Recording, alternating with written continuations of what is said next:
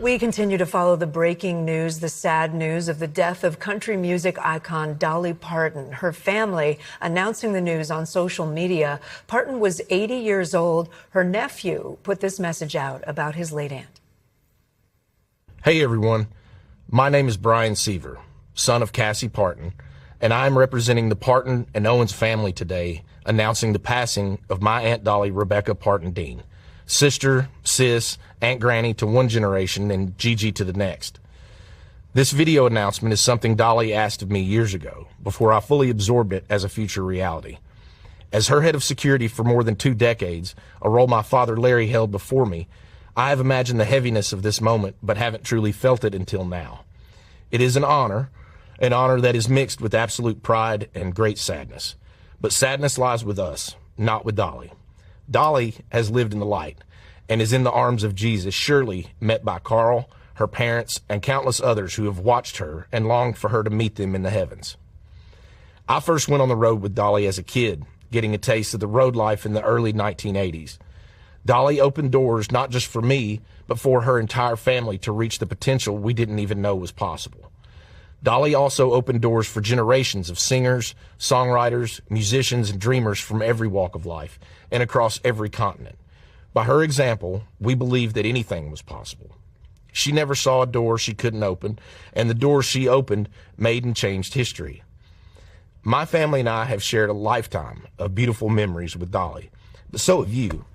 She has always been on your television, your record player, your CD, and on your phone playlist, becoming an extended part of your family, whether you liked it or not. Our family and the team she has entrusted with her legacy will work diligently to ensure her spirit will live with us forever. Dolly was a farmer, just like her daddy.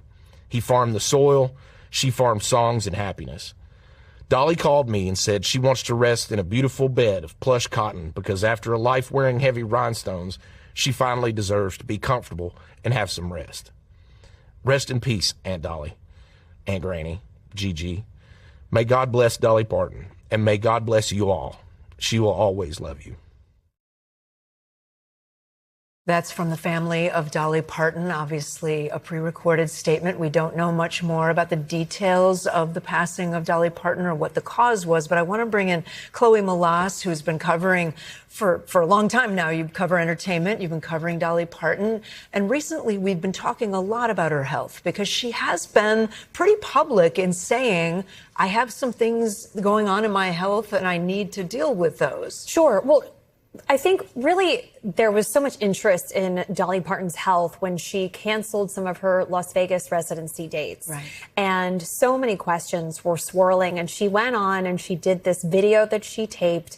And in true Dolly fashion, I think she started it with, I ain't dead yet. And she was like, everyone just calm down. I'm okay. I'm still here. I'm working. She was all dolled up from head to toe, just as you would expect.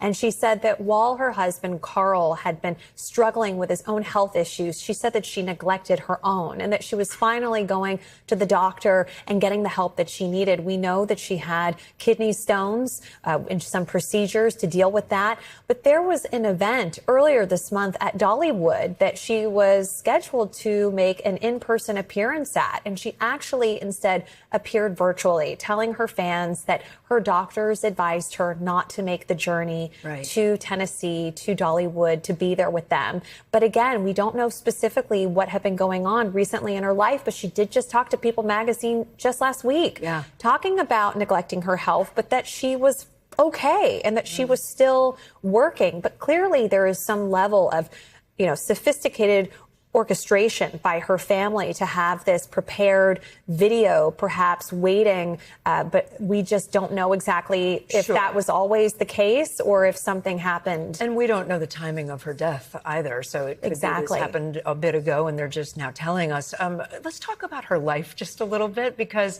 she was born in East Tennessee, right? She was born, she famously spoke about her Appalachian roots and not being from a wealthy family. Her coat of many colors. Right. And working her way, becoming, she must be a multimillionaire now, and yet also then giving that money away to so many charitable causes. So much philanthropy. Well, she was the fourth of 12 children, and she went to Tennessee, and it was actually on her very first day in Tennessee that she met her husband, Carl, at a laundromat, and they actually it was love at first sight, just like something in a movie that Dolly would have starred in. She had a career that was very successful, really from the beginning, and that iconic voice. She sang about growing up from very humble beginnings, not even having running water in Tennessee. But obviously, against all the odds, she went on to become this incredible superstar, winning, I believe, 11 Grammys, going on to have a fortune in the tens of millions of dollars. But like you said, Kate, she gave back so much of that money, specifically to children's literacy programs. She really cared about getting our children in the United States reading, and she really cared a lot about that. Obviously, Dollywood, such an attraction, and another way that she was able to raise money. But this is a woman that continued to work into her late 70s. In 2023, she iconically got up at a Thanksgiving NFL game and performed at the halftime show. I mean, this woman, she could kick her leg higher than I could right now. Dolly Parton, was somebody that loved to work, but it wasn't just music. Let's talk about her iconic film roles. Yeah. Let's talk about Steel Magnolias. 9 to 5. 9 to 5. I mean, and her lyrics were so reflective. She wrote her own music, so much of it.